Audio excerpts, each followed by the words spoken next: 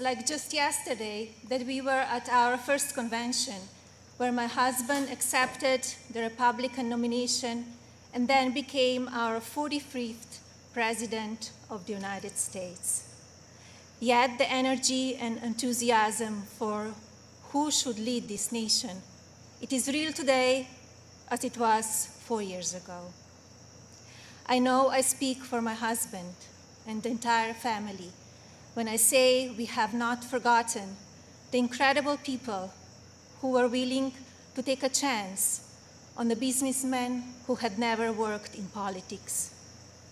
We know it was you who elected him to be Commander-in-Chief, and we know it is you who will carry us through again. We were humbled by the incredible support then, and we are still grateful today. I want to acknowledge the fact that since March, our lives have changed drastically. The invisible enemy, COVID-19, swept across our beautiful country and impacted all of us. My deepest sympathy goes out to everyone who has lost a loved one, and my prayers are with those who are ill or suffering. I know many people are anxious and some feel helpless. I want you to know you're not alone. My husband's administration will not stop fighting until there is an effective treatment or vaccine available to everyone. Donald will not rest until he has done all he can to take care of everyone impacted by this terrible pandemic. I want to extend my gratitude to all of the healthcare professionals, frontline workers, and teachers who stepped up in these difficult times. Despite the risk to yourselves and your own families, you put our country first, and my husband and I are grateful. I have been moved by the way Americans have come together in such an unfamiliar and often frightening situation. It is in times like this that we will look back and tell our grandchildren that through kindness and compassion, strength and determination, we were able to restore the promise of our future. Businesses stepped up and volunteers stepped in. People were eager to share ideas, resources, and support of all kinds with neighbors and strangers alike. It has been inspiring to see what the people of our great nation will do for one another, especially when we are at our most fragile. Speaking of strength and determination, we recently celebrated the 100-year anniversary of the passage of the 19th Amendment. Yesterday, on the North Lawn of the White House, we unveiled an exhibit dedicated to women's suffrage. The exhibit called on children from across the country to send art honoring the meaning of this important time in women's history. When I was judging the entries, I reflected on the impact of women's voices in our nation's story, and how proud I will be to cast my vote again for Donald this November. We must make sure that women are heard and that the American dream continues to thrive. Growing up as a young child in Slovenia, which was under communist rule at the time, I always heard about an amazing place called America, a land that stood for freedom and opportunity. As I grew older, it became my goal to move to the United States and follow my dream of working in the fashion industry. My parents worked very hard to ensure our family could not only live and prosper in America, but also contribute to a nation that allows for people to arrive with a dream and make it reality. I want to take the moment to thank my mother and father for all they have done for our family. It is because of you that I'm standing here today.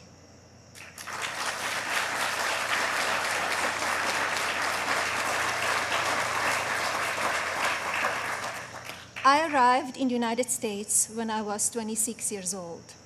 Living and working in the land of opportunity was a dream come true, but I wanted more. I wanted to be a citizen. After 10 years of paperwork and patience, I studied for the test in 2006 and became an American citizen.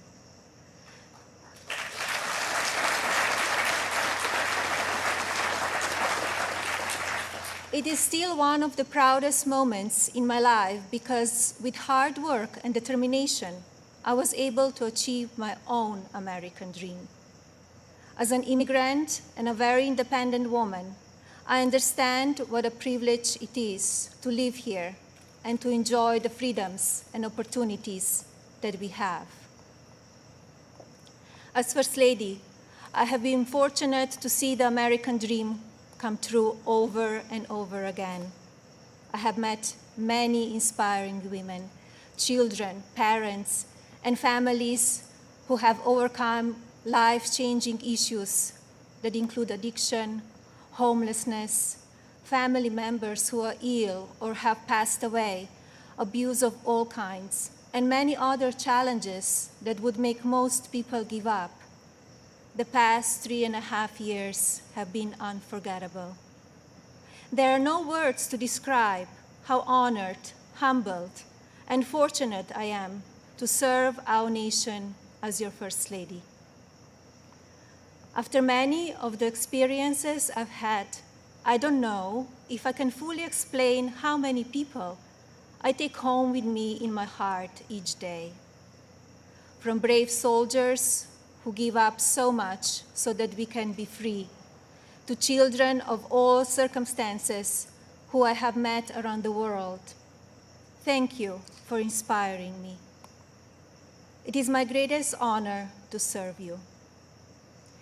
When I speak to members of the military, despite sacrificing time with their families, experience the fear of war or suffering loss, they have no regrets about serving our country. The same goes for their families and the families of first responders who often watch their loved ones walk out the door, not sure if or when they will come home.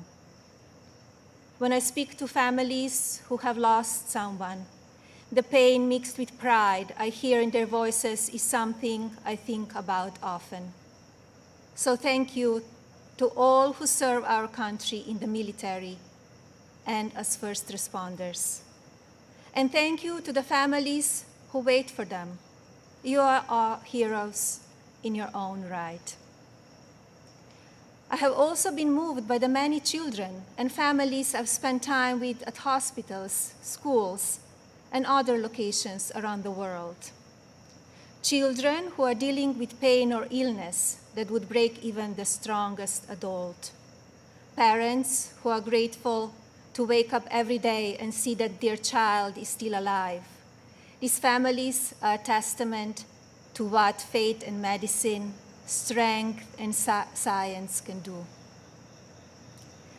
On my first international trip as First Lady, my husband and I visited places of great significance to the three major religions: Islam, Christianity, and Judaism. One special memory from that trip is of a young boy I had privilege of visiting while at Bambino Gesù Hospital in Rome, Italy.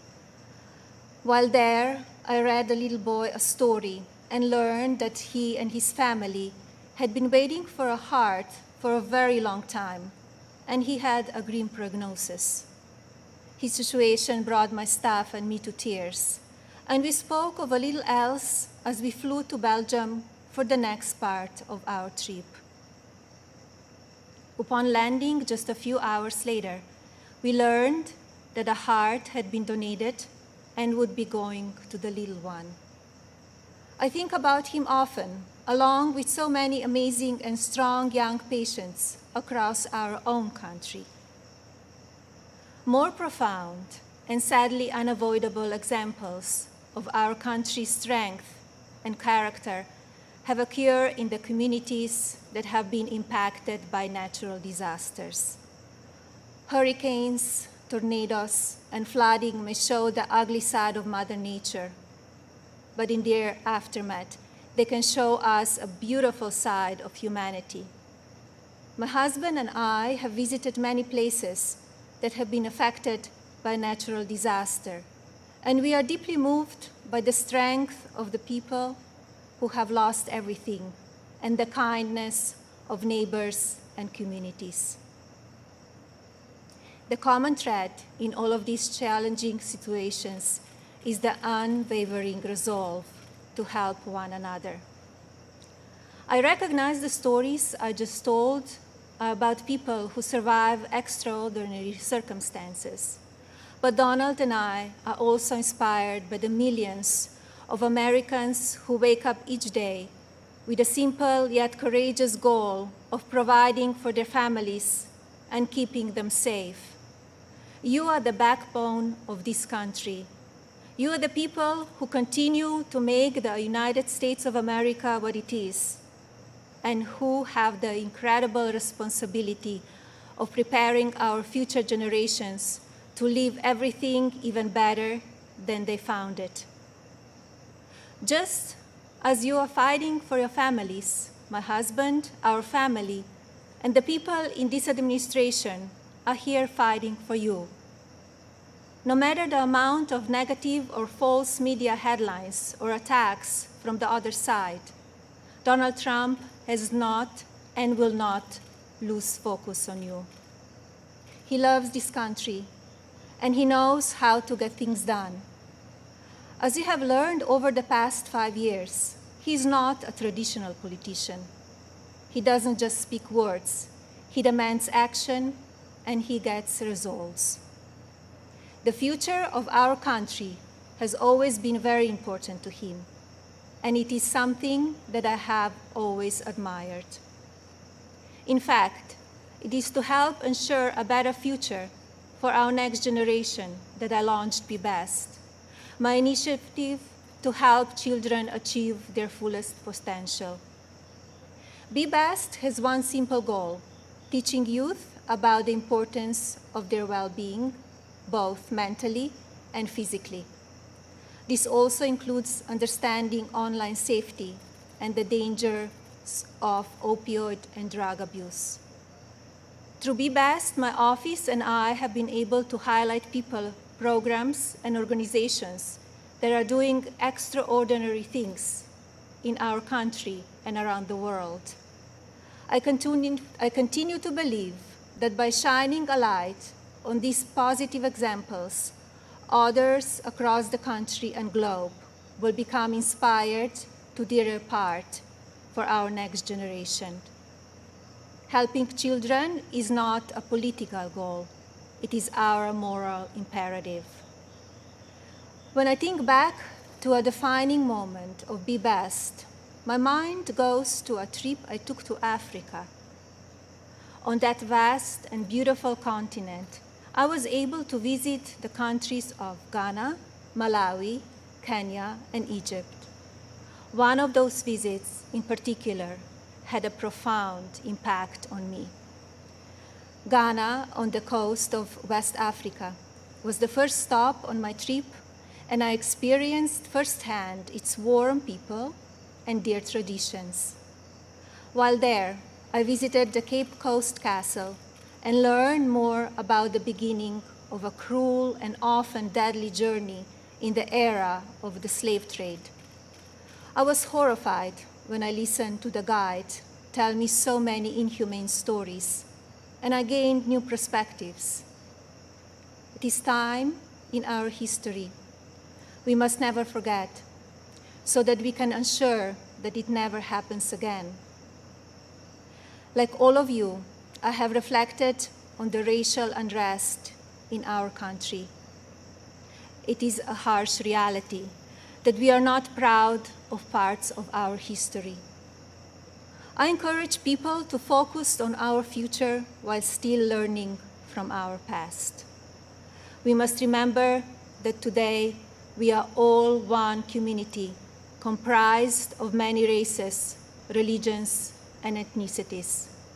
Our diverse and storied history is what makes our country strong, and yet we still have so much to learn from one another.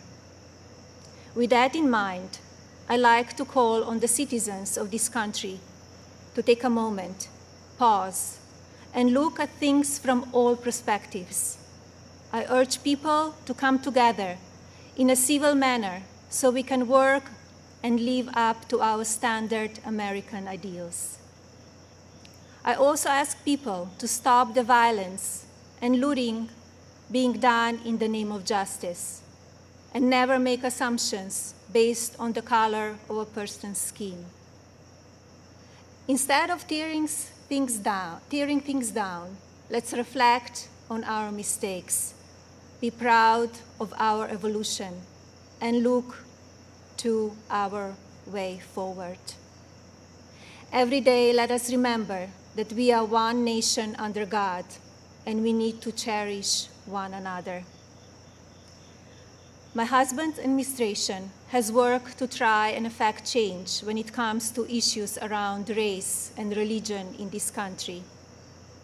He is the first president to address a special session of the United Nations General Assembly to call upon countries across the world to end religious persecution and honor the right of every person to worship as they choose.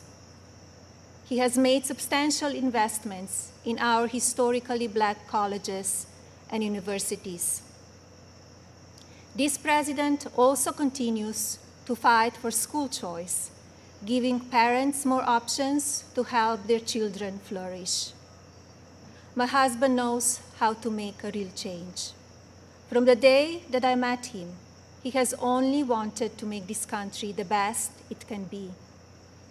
For many years, I watched him grow concerned and frustrated, and I'm so proud to see the many things he has done in such a short time. America is in his heart. So while at times we only see the worst of people and politics on the evening news, let's remember how we come together in the most difficult times. And while debate rages on about issues of race, let's focus on the strides we have made and work together for a better tomorrow for everyone. Our administration has also devoted historic resources and produced life-saving results by raising awareness around opioid addiction and drug abuse, especially for children. When so often the headlines are filled with gossip, I want to take this moment to encourage the media to focus even more on the nation's drug crisis. This disease is one that affects everybody.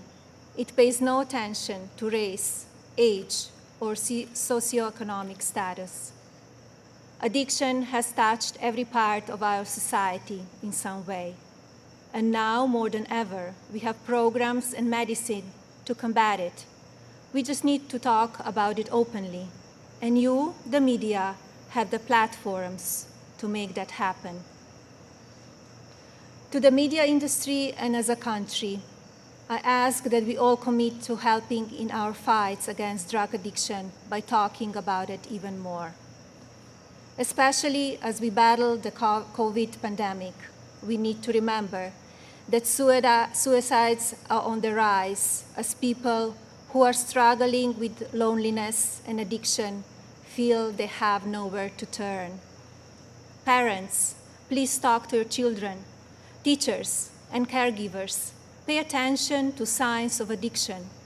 Lawmakers, pass legislation that allows those who ask for help to do so safely and without fear, and to provide resources for organizations that help people impacted by addiction. When the stigma is removed, people will no longer be ashamed to ask for help, and lives will be saved. And if you are struggling with addiction, there is no shame in your illness. Please seek help. You are worth it.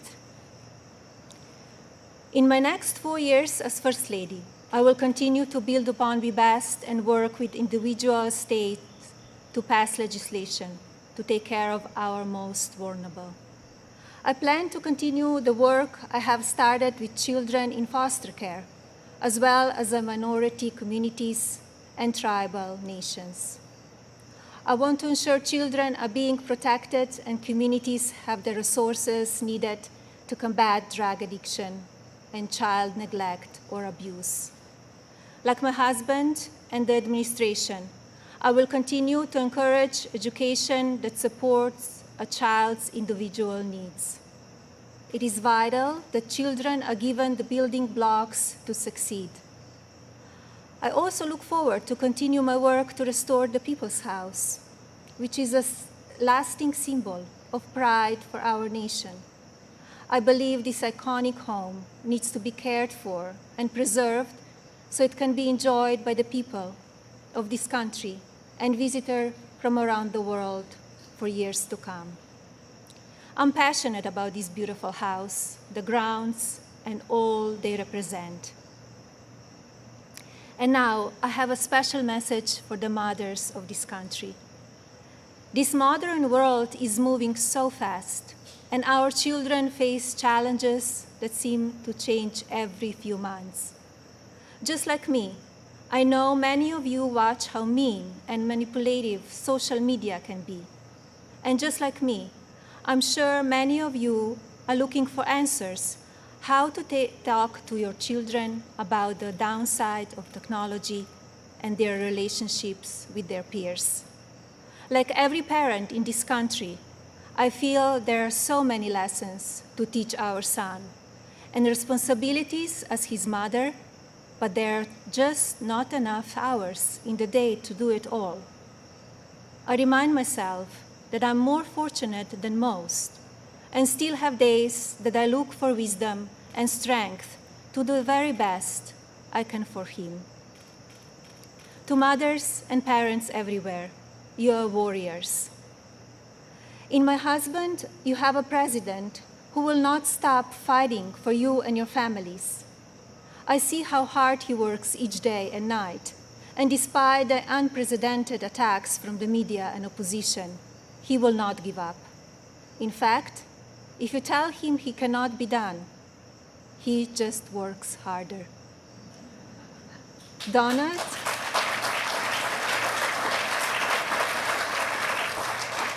Donald is a husband who supports me in all that I do. He has built an administration with an unprecedented number of women in leadership roles and has fostered an environment where the American people are always the priority.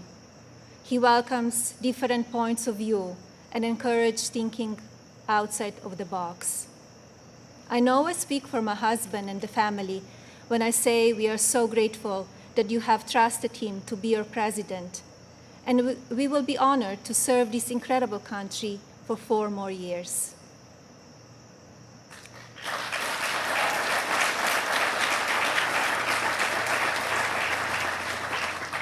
As you have heard this evening, I don't want to use this precious time attacking the other side, because as we saw last week, that kind of talk only serves to divide the country further.